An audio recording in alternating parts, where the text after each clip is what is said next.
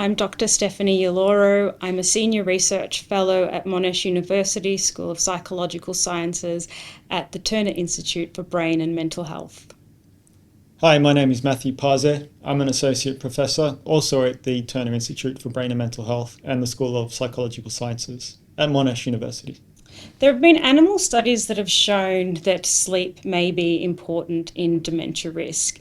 In particular, we believe that sleep is important for the clearance of the toxic proteins amyloid and tau from the brain, which are involved in Alzheimer's disease.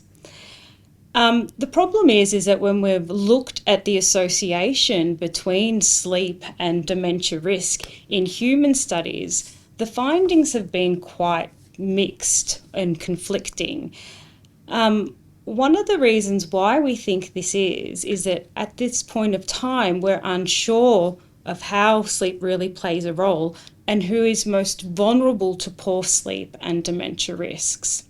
We believe that poor sleep may have an influence on dementia risk via its actions on blood pressure and its control.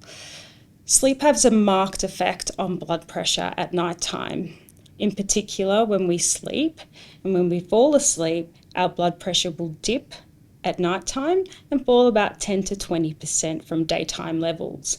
And this fall in blood pressure is thought to be restorative for the cardiovascular system.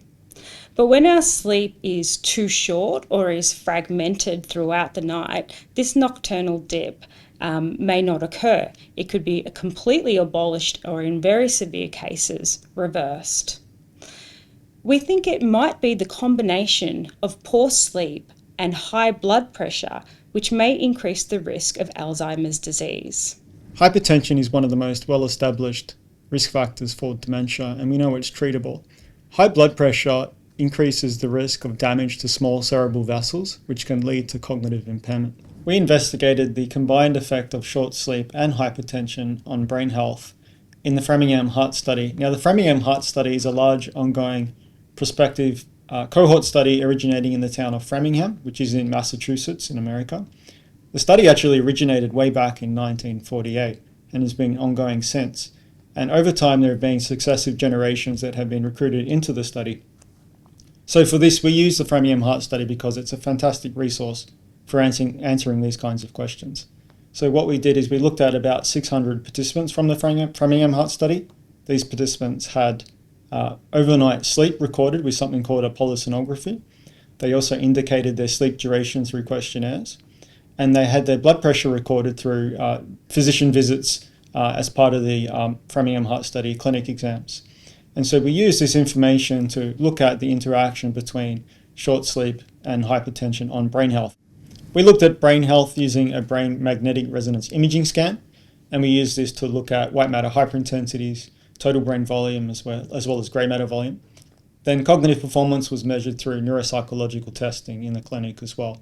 And brain MRI and cognitive testing was done about 3 years after the main clinic exam, where we looked at blood pressure. Now, what we found was exactly what we hypothesized. The combined effect of short sleep and hypertension was particularly important for the brain. In other words, in those with hypertension, short sleep, so sleeping less than 7 hours, was associated with having poorer executive functioning, as well as more evidence of brain injury on MRI scans, including lower grey matter volumes and more white matter hyperintensities. And now this effect of short sleep on brain health was only observed in people with hypertension. We did not see the adverse effects of short sleep on brain health in people who were normotensive. Based on these results, we conclude that short sleep and hypertension interact to potentially affect brain health, including poor cognitive performance and vascular brain injury. And the importance of this is that both poor sleep and hypertension are treatable. Therefore, the combined therapy of both may be an important intervention for dementia to prevent dementia risk. Importantly, we can also identify those individuals who may be at high risk of poor brain health. These findings underscore the importance of healthy blood pressure and other lifestyle factors in maintaining a healthy brain into old age. We know that about 40 to 45% of dementia cases are preventable. So getting dementia is not just a consequence of getting old. And physicians need to be mindful that things that patients do can modify their risk and affect how their brain ages into late life. And so these results underscore the importance of managing sleep. If patients are complaining of poor sleep, getting that checked and referring them on for a sleep assessment, and also underscore the importance of checking patients' blood pressure and getting blood pressure treated when appropriate. This research was published in the Journal of the American Heart Association. It was also presented at the Alzheimer's Association International Conference. We also received international media coverage for this work as well.